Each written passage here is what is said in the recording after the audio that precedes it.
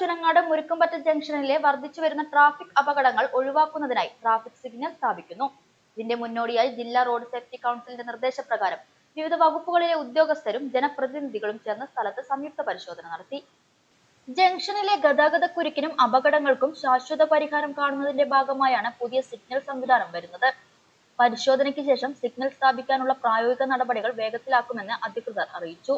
Traffic enforcement വിഭാഗം, KSEB, PWD എന്നീ വകുപ്പുകളിലെ ഉദ്യോഗസ്ഥരും പഞ്ചായത്ത് പ്രതിനിധികളും പരിശോധനയിൽ പങ്കെടുത്തു. MLA അഡ്വക്കേറ്റ് പ്രേംകുമാറിന്റെ നേതൃത്വത്തിലാണ് ഉദ്യോഗസ്ഥ സംഘം പരിശോധന നടത്തിയത്.